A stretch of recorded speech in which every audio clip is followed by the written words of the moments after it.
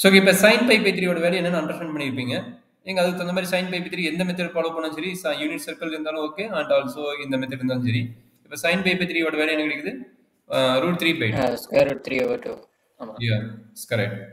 அப்போ இது √3/2. இது ஒரு பைனைட் லிமிட். இப்போ நீங்கள் கேட்குறது லிமிட் ஆஃப் இன்ஃபினிட்டி கேட்குறீங்களா? இங்கே என்ன கிடைக்குது? ஒரு பைனைட் லிமிட் கிடைக்குது. ஒரு பைனைட் லிமிட்டுக்கு வந்து இங்கே அப்ளை பண்ணும்போது is getting the finite value, is no use. அதே மாதிரி இங்கே என்ன கொடுத்துக்கிறாங்க? இங்கே 8 கொடுத்துக்கிறாங்க. System apply for the x replace by 8. அந்த மெத்தடுக்கு தான் சப்ஸ்டியூஷன் மெத்தடு. அப்போ அப்ளை பண்ணும்போது என்னக்குது?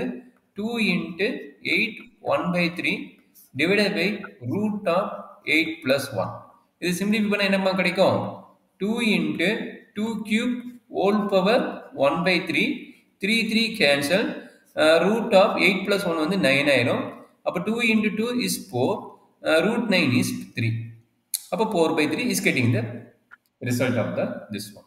ஓகே, பைனைட் லிமிட்டுக்கு நம்மளுக்கு பைனைட் வேல்யூ கிடைச்சது. இது ஒன் ஆஃப் த மெத்தட். சரிங்களா? இப்போ அதே இதுக்கு வந்து இந்த ஃபங்க்ஷனுக்கு பேர் என்னங்கிறாங்கன்னா கிரேட்டஸ்ட் இன்டிஜர். இந்த ஃபங்க்ஷனுக்கு பேர் என்னங்கிறாங்க? Greatest integer. அப்போ கிரேட்டஸ்ட் இன்டிஜரோட மீனிங் என்ன? எனர்ஜி ஐடியா தெரியுமாப்பா? கிரேட்டஸ்ட் இன்டிஜர் ஆல்ரெடி டெஃபினிஷன் பார்த்துருப்பீங்க. எகைன் இங்கே எக்ஸ்பிளைன் பண்ணிட்டீங்கன்னா நான் அதுக்கு இந்த மாதிரி பிளான் பண்ணிக்கிறேன். கிரேட்டஸ்ட் இன்டிஜரோட டெஃபினிஷன் என்ன இருக்குன்னு இதுக்கு பேர் என்ன சொல்லுங்க? இது மாடுலஸ். இது மாடுலஸ் இல்ல, இது வேற. இந்த மாதிரி நோட் பண்ணா மாடுலஸ். அதே இந்த மாதிரியோ இல்ல இந்த மாதிரியோ நோட் பண்ணா அது பேர் கிரேட்டஸ்ட் இன்டிஜர். இந்த மாதிரி வந்ததுன்னா இது பேர் கிரேட்டஸ்ட் இன்டிஜர். இது தெரியல. ஓகே, எக்ஸ்பிளைன் பண்ணிடுறேன். இது கேட்பாங்க, கொஞ்சம் பார்த்துக்குங்க. Greatest integer is nothing but the suppose 2.7 ஒரு மீனிங் வந்ததுன்னா இதில் வாட் இஸ் இன்டிஜர் பார்ட்? 2ங்கிறது இன்டிஜர் பார்ட். அப்போ இதனோட ரிசல்ட் என்ன சொல்றாங்கன்னா 2.7 = இன்டிஜர் பார்ட் மட்டும் கன்சிடர் பண்ண சொல்றோம், பாசிட்டிவா இருந்தா. ஓகேங்களா? பாசிட்டிவா இருந்தா இங்க என்ன டைரக்டா இன்டிஜர் பார்ட் இருக்குதோ அதை கன்சிடர் பண்ண சொல்றோம். அப்படின்னா ஒரு ரியல் லைன் டிரா பண்ணிடுறேன். ஒரு ரியல் லைன் டிரா பண்ணும்போது மீனிங் என்ன? 2லேருந்து நல்லா பார்த்துங்க, 2லேருந்து 3. ஓகேங்களா? 2லேருந்து 3ன்னு ஒரு லைன்ல இங்க என்ன இருக்கும்? 2.1 2.2 2.3 அப்படியே போயிட்டு இருக்கும்போது 2.9 அப்போ 3 வரும். சரிங்களா? அப்போ அந்த 0.3 ரீச் ஆகிற வரைக்குமே நம்மளுடைய வேல்யூஸ் என்னதான் இருக்குங்கிறாங்க? 2 தான் இருக்குங்கிறாங்க. சரிங்களா? அந்த வேல்யூ ரீச் ஆகிற வரைக்குமே என்னதான் வேல்யூ இருக்குங்கிறாங்க? 2 தான் இருக்குங்கிறாங்க. அப்போ ஒய் ஆக்சிஸில் இங்கே 2 இருக்குன்னு வச்சுங்களேன். ஒய் ஆக்சிஸில் 2 இருக்குதுன்னா இதனோட வேல்யூஸ் எங்கிருந்து எங்கே வரைக்கும்? 2 எக்ஸாக்டாக இருக்கிற வரைக்கும், இந்த 3க்கு முன்னாடி வரைக்குமே நம்மளுக்கு என்ன வேல்யூ தான் இருக்குங்கிறாங்க? 2 தான் இருக்குங்கிறாங்க. இதுதான் கிரேட்டஸ்ட் இன்டிஜரோட மீனிங். அதே மாதிரி மீனிங் என்ன? 1.1 இருந்தாலும் சரி, 1.2 இருந்தாலும் சரி, அப் டு 1.9 இவ்வளவு வேல்யூ வந்தாலும் இதனோட வேல்யூ என்னதாங்கிறாங்க? 1 தாங்கிறாங்க. சரிங்களா? அப்ப இந்த 1லேருந்து 2 வரைக்கும் வந்தாலும் நம்மளுக்கு என்னதாங்கிறாங்க? இங்க இருக்கிற 1க்கு தான் வரும். சரிங்களா? இங்க இருந்து 1க்கு தான் வரும். அப்ப 3 என்ன இருக்கும்? இங்க இருந்து மூவ் ஆயிட்டு இப்படி 3 ஆகும். ஆக்சுவலா பாத்தீங்கன்னா இது ஜம்ப் டிஸ்கன்டினியூட்டி. பாத்தீங்கன்னா ஒண்ணுக்கு ஒண்ணு கனெக்டா இருக்காது. ஒண்ணுக்கு ஒண்ணு எனக்கு கனெக்டா இருக்காது.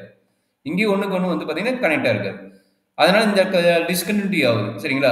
அப்போ ஒரு கிரேட்டஸ்ட் இன்டிஜர் நம்ம கண்டுபிடிக்கும் போது என்ன நடக்குதுங்க? ஒரு டிஸ்கன்டினியூட்டியோட கான்செப்ட். அந்த டிஸ்கன்டினியூட்டியோட கான்செப்ட் என்ன கிடைக்குது? ஜம்ப் ஆகி போகுது. சரிங்களா? அப்போ இதுக்கு பேர் ஜம்ப் டிஸ்கன்டினியூட்டி. அப்போ கிரேட்டஸ்ட் இன்டிஜர் வந்து என்னங்கிறாங்க? கண்டினியூஸா இல்ல டிஸ்கன்டினியூஸா கேட்டா இஸ் கால்ட் டிஸ்கன்டினியூஸ். அது என்ன டைப் ஆஃப் டிஸ்கன்டினியூஸ்? ஜம்ப் டிஸ்கன்டினியூஸ். அண்டர்ஸ்டாண்ட் பண்ண முடியாம இந்த டயக்ராம் அண்டர்ஸ்டாண்ட் பண்ண முடியுதா? இல்ல எனக்கு கிளியரா சொல்லி கொடுக்குறீங்களா? இல்ல, இது புரியுது. ஆனா அது காட்டும் போது நம்ம சில நம்பரை சப்ஸ்டிடியூட் பண்ணி காமிக்கிறோமா இல்ல எப்படி காமிக்கிறது? நான் சொல்லிடுறேன். எப்பயுமே என்ன சொல்றாங்க? ஒரு கண்டினியூட்டினா left continuity and right continuity ரெண்டுமே கண்டுபிடிக்கணும். சரிங்களா? அப்ப நல்லா பாத்துங்க, 2 + கச்சுனா என்ன நடக்கும்? அதே 2 - கச்சுனா என்ன நடக்கும்? இதனோட வேல்யூஸ் எக்ஸாக்டா எழுதணும். சரிங்களா? இப்போ 2 + கச்சோட வேல்யூ என்னன்னா நியர் பை, மேபி அப்ராக்சிமேட்டிவ் வேல்யூவா 0. something எடுப்பாங்க. கச்சோட வேல்யூஸ் அப்ராக்சிமேட்டிவ் வேல்யூவா மேபி 0.00 ஆர் 0.1லேருந்து 0.9 வரைக்கும் வச்சுக்கிறாங்கன்னு வச்சுக்கோங்க. இந்த மாதிரி தான் எடுப்பாங்க கச்சோட வேல்யூ மேக்ஸிமம்.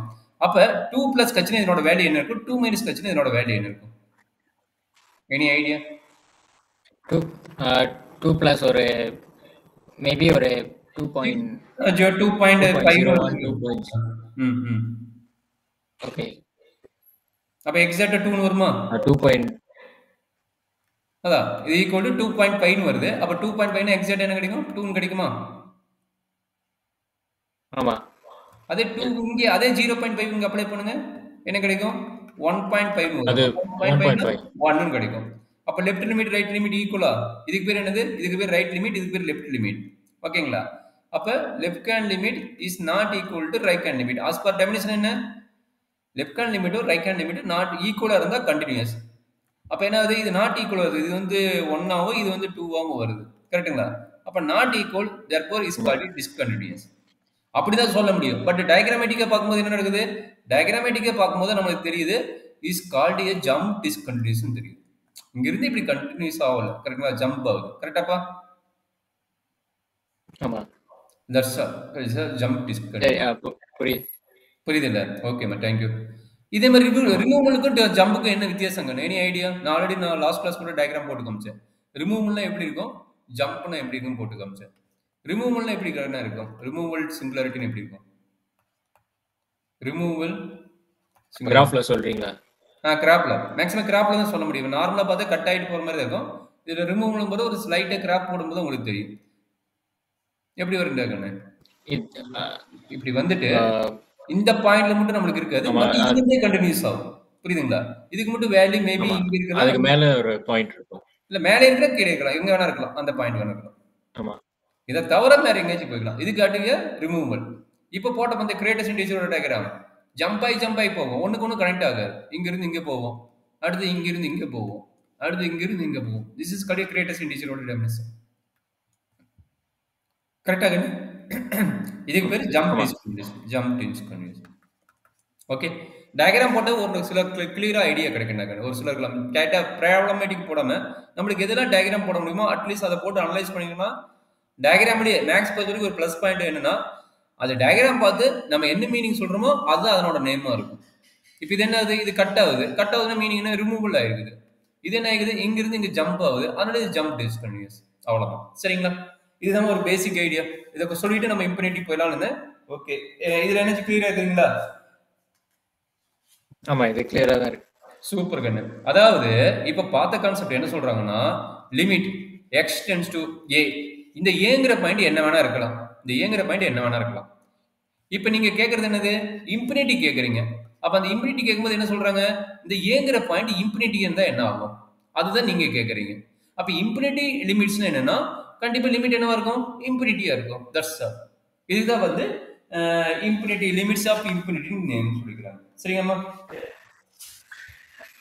லிமிட் என்னவா இருக்குறாங்க? இன்ஃபினிட்டின்னு வந்ததுன்னா இஸ் கால்ட் லிமிட் ஆஃப் இன்ஃபினிட்டிங்கறாங்க.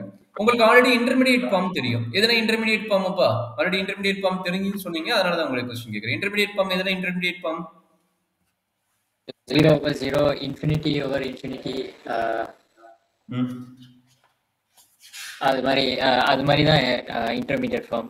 0/0 தான் மோஸ்ட் காமன் அது intermediate form. 0/0 infinity by infinity 0/0 okay infinity plus infinity okay இந்த மாதிரி 1 பவர் இன்ஃபினிட்டி கூட இன்ஃபினிட்டி. நம்ம என்ன படிச்சுக்கன்னா 1 பவர் எனிதிங் இஸ் 1ன்னு படிச்சுவோம். பட் 1 பவர் இன்ஃபினிட்டி வந்து இன்ஃபினிட்டி. சரிங்களா? அதே மாதிரி a பவர் இன்ஃபினிட்டி இந்த மாதிரி ரெண்டு ஐட்டம். நம்ம ஒரே ஒரு ஃபார்மேட் கிடையாது. நம்மளுக்கு ஈஸியான ஃபார்மேட் பார்த்தீங்கன்னா 0/0. மற்றபடி பார்த்தீங்கன்னா இவ்வளவு ஃபார்மேட் இருக்குது. இன்ஃபினிட்டி பவர் இன்ஃபினிட்டினா கூட இருக்குது. சரிங்களா? அதே மாதிரி 0 பவர் இன்ஃபினிட்டின்னு ஒரு ஃபார்மேட் இருக்குது. இது எல்லாமே என்ன ஃபார்மேட்? Intermediate form. இது எல்லாமே என்ன ஃபார்மேட்? Intermediate form. சரிங்களா? அப்ப நார்மலா ஒரு நோட் உங்களுக்கு தெரியும்.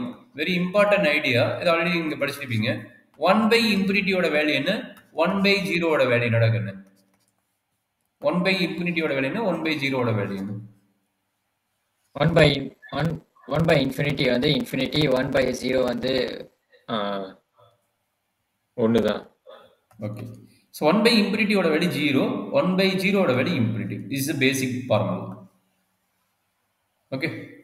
This is a basic formula. 1/infinity is 0. 1/0 is called a infinity. Okay, okay.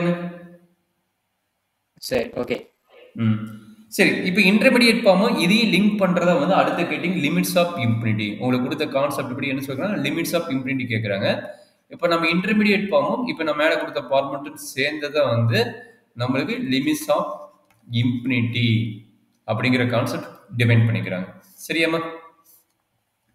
சரி, ஒரே ஒரு சின்ன எக்ஸாம்பிள் கொடுக்குறேன். Limit X tends to infinity 20x² minus 3x divided by 3 into x power 5 minus 4x square plus 5. இதுதான் question. Limit இங்க என்ன இருக்கும் மெயினா லிமிட் ஆஃப் இன்ஃபினிட்டில இந்த லிமிட் என்னவா இருக்கும் இன்ஃபினிட்டின்னு இருக்கும். லிமிட் ஆஃப் இன்ஃபினிட்டில இந்த லிமிட் வந்து இன்ஃபினிட்டின்னு இருக்கும். சரிங்களா? டைரக்டா இன்ஃபினிட்டி சப்மிட் பண்ணுங்க. அப்ப இந்த நியூமரேட்டர் என்னவா லிமிட் இன்ஃபினிட்டி சப்மிட் என்னவா numerator value 20 infinity square minus 3 into infinity. அப்ப நியூமரேட்டர் வேல்யூ இன்ஃபினிட்டின்னு வருது. டினாமினேட்டர் சப்ஸ்டிட்யூட் பண்ணுங்க 3 into infinity power 5 minus 4 into infinity square plus 5 னு வரும். அதை சிம்பிளிஃபை பண்ணா நமக்கு என்ன கிடைக்கும் இன்ஃபினிட்டி வரும். அப்ப இன்ஃபினிட்டி பை இன்ஃபினிட்டி என்ன தெரியும் இன்டெர்மினேட் ஃபார்ம். சரிங்களா? இதுல என்ன டவுட் இருக்குதா கண்ணு? இல்ல இதுல டவுட் இல்ல. சரி, இப்போ என்ன நடக்குதுன்னா இதை வந்து சிம்பிளிஃபை பண்ணி கண்டினியூஷன் ப்ரூவ் பண்ண முடியுமா அப்படிங்கிற ஒரு இருக்குது. லிமிட் வந்து எக்ஸிட் ஆகும்னு சொல்ல முடியுமா அப்படிங்கிற ஒரே ஒரு சின்ன ஐடியா கொடுக்குறோம் பாத்துங்க.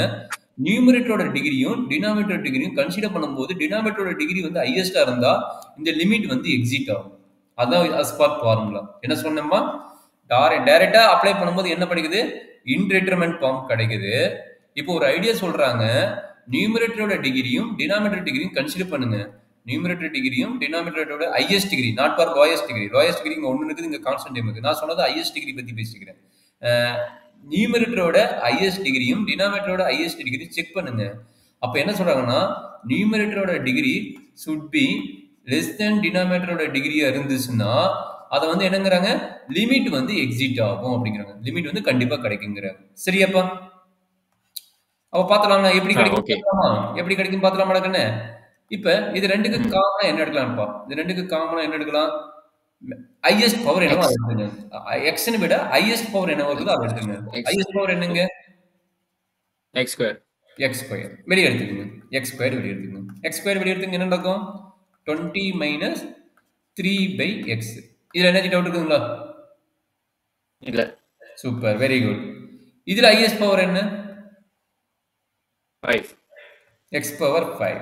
அப்ப x பவர் 5 வெளியே எடுத்துங்க. இங்க என்ன நடக்கும் 3 minus 4x 4 over x cube plus 5 over x power 5. x power 5. இது சிம்பிளிஃபை பண்றாங்க. இது சிம்பிளிஃபை பண்ண என்ன நடக்கும் இந்த டேர்ம் கட் பண்ணா கியூப். அப்ப என்னாச்சு limit x tends to infinity 1/x cube okay into 20 minus 3x divided by 3 minus 4/x cube plus 5/x power 5. கரெக்டாமா? ஆமா. இப்போ லிமிட் சப்மிட் பண்ணுங்க. அப்ப என்ன கிடைக்கும் 1/infinity cube into 20 minus 3/infinity divided by 3 minus 4/infinity cube plus 5/x power 5. கரெக்டாமா? அதாவது x power 5 இங்க infinity power 5. கரெக்டாமா? ஆமா. நான் ஆல்ரெடி ஒரு ஐடியா சொன்னேன். என்ன சொன்னேன்? எங்கெல்லாம் ரெசிப்ரோக்கல் வந்து இன்ஃபினிட்டின்னு வருதோ அந்த டேர்ம் என்ன எழுதலாம் சொல்லிக்கிறேன் 0. அப்ப என்னாச்சு 0 into 20 divided by 3 minus ஆக்சுவலா இது 0 இருக்கும் 3 minus 0 plus 0 வரும். அப்ப என்ன கிடைக்குது 0/3 that is equal to 0. C இவ்வளவுதான் மகனே. லிமிட் ஆஃப் இன்ஃபினிட்டியோட மெயின் கான்செப்ட் இதுதான். இந்த சிம்பிளிஃபிகேஷன் இது எனர்ஜி புரியுதுன்னா சொல்லி எக்ஸ்பிளைன் பண்றாங்க. இந்த இந்த இந்த சிம்பிளிஃபிகேஷன் இல்ல இல்ல இது இந்த क्वेश्चन புரியுது. ஆனா வேற क्वेश्चनல பாத்தீங்கன்னா அவங்க என்ன பண்றாங்கன்னா அந்த டினாமினேட்டரோட ஹையஸ்ட் பவர் எடுத்து அவங்க மேல போடுறாங்க. சோ டினாமினேட்டர் ஹையஸ்ட் பவர் 4 னா அவங்க மேல x minus 4 x to the power of minus 4 கீழேயும் x to the power minus 4 போடுறாங்க. அதுதான் புரியல எனக்கு. ரெண்டு ஒண்ணுதான். இப்ப நான் போட்ட கான்செப்டும் நீ சொன்ன கான்செப்ட் ரெண்டு ஒண்ணுதான். சரிங்களா?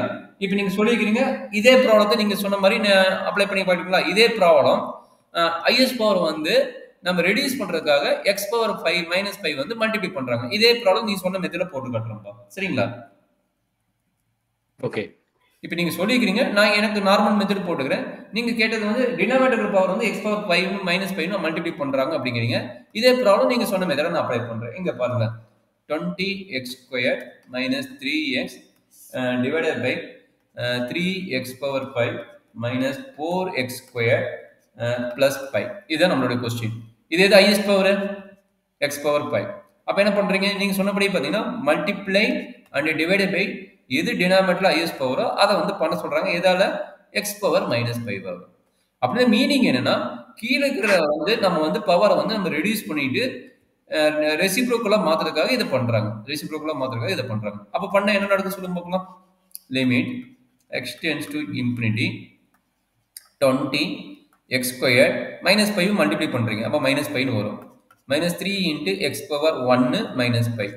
இந்த எழுதுனது உங்களுக்கு என்ன டவுட் இருக்குங்களா? இந்த டைம் எப்படி எழுதுனா இல்ல டவுட் இல்லைங்களா? இல்ல இதுல டவுட் இல்ல.